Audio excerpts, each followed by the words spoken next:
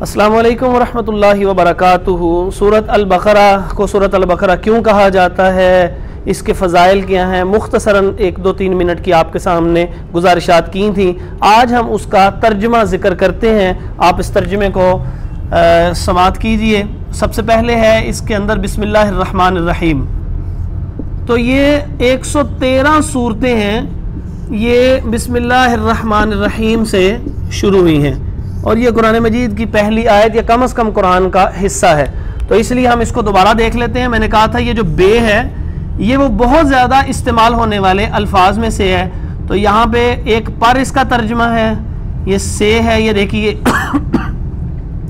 में भी है और साथ भी है। और ये जो अगला लफ्ज़ है ये सीन मीम असल में नहीं है, ये लफ्ज़ क्या था, इसम था ये लफ्ज़। तो इसम उर्दू ज़ुबान में नाम को कहा जाता है। तो अल्लाह का तर्जुमा अल्लाह ही है, अल्लाह का नाम है। तो रहमान रहमत करने वाला, अर्रहीम बहुत ज़्यादा रहमत करने वाला। तो तर्जुमा हुआ, उल्टा तर्जुमा करेंगे अल्लाह के नाम के साथ। उंगली रखा करें अपने सामने कुरान मजीद को या पारों को, पहले पारे को ख़रीद लीजिए और सामने निकालिए और फिर इस वीडियो को देखा करें। अल्लाह के नाम के साथ, दोबारा देखिए और अपने पारों पर उंगली रख के इसको चेक कीजिएगा। अल्लाह के नाम के साथ जो रहमत करने वाला और बहुत ज़्यादा रहमत करने वाला है। और जहन में यह है कि हम शुरू कर रहे हैं अल्लाह के नाम के साथ। वो क्या शुरू कर रहे हैं, तो आगाज़ करते हैं जी। सबसे पहले है बिस्मिल्लाहिर्रहमानिर्रहीम के बाद अलिफ लाम मीम।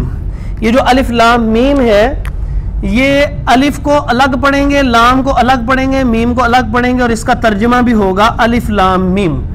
कुरान मजीद की 114 सूरतों में से 29 सूरतें वो हैं कि जो ऐसे हरूफ से शुरू हुई हैं। इन हरूफ को हरूफे मुक़त्ताआत कहते हैं, यानी कता कता करके कता कहते हैं अलग। तो अलग अलग करके ये हरफ पढ़ा जाता है। इसको अलम नहीं पढ़ेंगे, अलिफ अलहदा, लाम को अलहदा करके अलिफ से और मीम को लाम से अलहदा करके पढ़ेंगे, इसलिए इनको हरूफ मुक़त्ताआत कहते हैं। तो 29 यानी 29 सूरतें 114 में से ऐसी हैं कि जो इन हरूफ से शुरू होती हैं। उनमें से बाज़ एक लफ्ज़ है जैसे नून वल कलम, इसी तरह कुछ दो हैं जैसे हा मीम है और इसी तरह ताहा है। और कुछ 3 हैं जैसे अभी आपके सामने अलिफ लाम मीम, ये 3 हरफ हैं। कुछ 4 भी हैं, अलिफ लाम मीम सौद है। और कुछ 5 भी हैं, काफ हा या आइन सौद। तो इस अंदाज से ये 5 तक है, यानी 1 भी हैं, 2 भी हैं, 3 भी हैं, 4 भी और 5 भी। इन सब का मतलब, इनका मतलब जो है वो अल्लाह ही जानता है।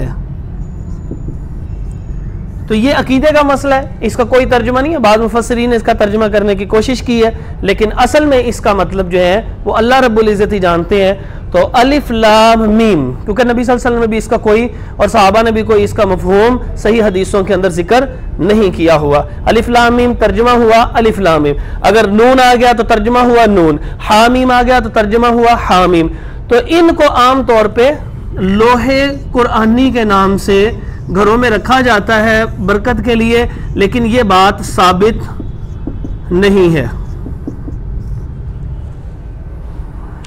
आप इसको जो आपने आज की वीडियो में समझा है, यूँ समझ लीजिए कि इस एक छोटी सी वीडियो के अंदर आपने कुरान मजीद की 29 जो है वो अल्फाज को आपने समझा, क्योंकि वही है कि यही इनका तर्जुमा भी वही किया जाएगा।